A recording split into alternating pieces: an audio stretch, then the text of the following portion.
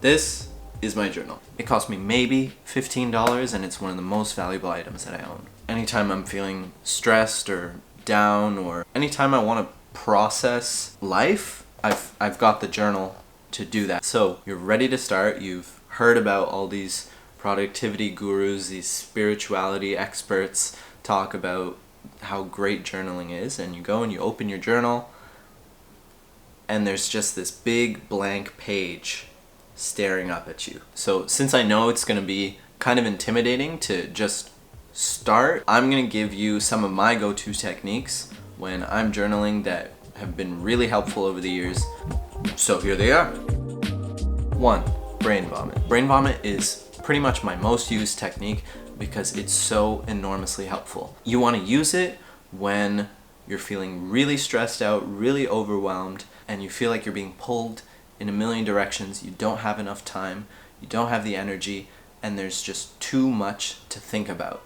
This is a phenomenal way just to organize your thoughts and get a handle on what the hell is going on. Take every task in your brain and just throw up all over the paper. Just anything you can think of that you have to do, write it down.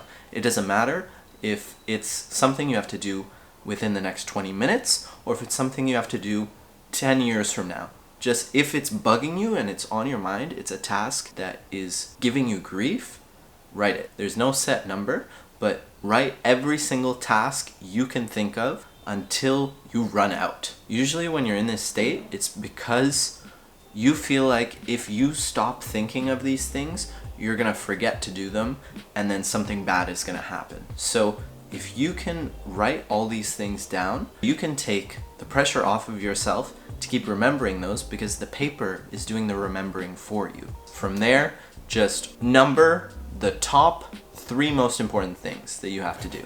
The 3 most critical tasks that are actually going to make the biggest impact on your life. Now the key thing here is don't worry about completing everything on the list today, or even completing everything on the list, period. So there are some things on there that are gonna be just a distraction from the real important things. When you're in this situation, it's because you have days or weeks worth of tasks and you feel like you have to complete it in a day. Don't stress too much because you still have the list, right?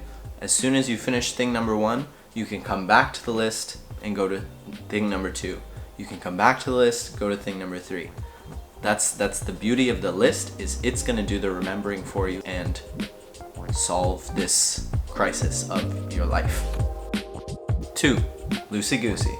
Loosey Goosey is really good for anytime you feel really stuck or stiff, self-conscious. All you have to do, just draw any line, any scribble, whatever the first thing that comes into your hand, just put it down on the paper and then look at that and turn it into a drawing. I feel like a lot of us in our daily lives, unless you're an actual artist or like some kind of creative, we don't really draw anymore. Whereas when you're a kid, it's just something natural. It's just a good outlet. It's especially good if you're not good at drawing, because it'll help you take yourself less seriously. Personally, I'm the worst artist in the world, and that's what kind of makes it fun. No matter what, you're not gonna draw the Sistine Chapel right there. That's what's kind of freeing about it, is that you're deliberately doing something creative, not for the result of it, but just to do it. I also like to name mine. I feel like it helps to make a funny name for it at the end. When you name it, it feels like it's yours. That's Loosey Goosey. 3. Grateful Flow. This is something that I took from Phil Stutz's book, The Tools. You can do it in your head, but I like to do it as a journal technique. You just think about what you're grateful for.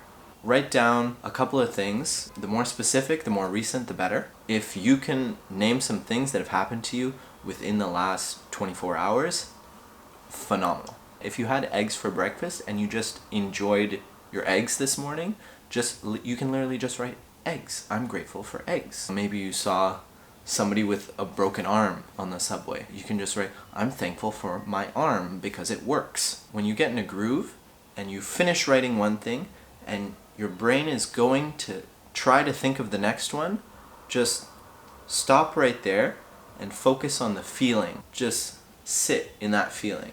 We have a tendency to focus on all the negative stuff, all the things that are going wrong, everything that sucks about life. And so it's nice just to take 10 seconds to feel connected to everything that's actually going right. This exercise really helps me feel more connected to my life, more hopeful, more in control, more grateful for everything that's going on. 4, feel spotting. So feel spotting is a really good opener. I find that it works really well in 2 situations. One is when you're feeling really overwhelmed and there's just a lot going on. The second one that's surprisingly very good for is when you don't feel anything, when you're completely numb, when you think like, oh yeah, I'm fine. Surprisingly, a lot comes up when you use this. It's like animal watching, but for your feelings. So just pay attention to your body, your mind, everything that's happening in here, and write down every feeling you have as you feel it. Name the emotion, write it down, and go back to watching. And then name the emotion, go back to watching. You might get caught up trying to find the right name. Okay, is that nervousness or restlessness, or is it... Don't worry about that. If you feel yourself waffling between 2 different emotions, just write down doubt, because that is an emotion, not being sure. Move on. Don't get too caught up in the thoughts that start coming up. Just focus on the feelings. This one is difficult because it requires you to tune in sometimes to what you've been trying to block out. Especially when you're like, I don't really need to do this.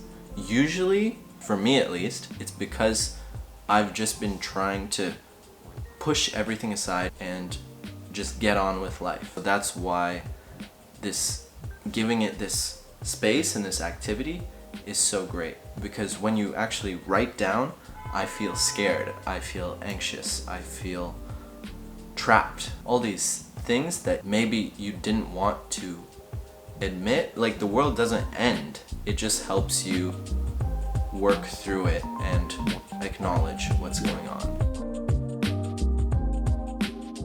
So all of these tools, the thing that ties them together is there are specific techniques that will take you from this mindset of being very stiff and stressed and tight and help you transition over to a more relaxed mind state where you can think more clearly and actually tackle the problems in your life. If you're feeling self-conscious, it's completely normal. It's a difficult thing to open yourself up, even just to yourself. It's not something you're used to, so it's gonna feel uncomfortable. It's gonna be intimidating. That's just the nature of how it is. And really, these techniques aren't meant to constrain you. If you get halfway through one of these exercises and something comes up that you want to pursue and go a completely different route, go for it, absolutely. It's your journal, it's your practice. Do it how you want to. There really aren't any rules. Just write something. Anything, start anywhere. It's not what you write. The important thing is just writing and opening those floodgates and seeing what comes up. So I hope you got something valuable out of this. If you did, I'm happy. Thanks for watching. Really appreciate it. And I'll catch you next time. See ya.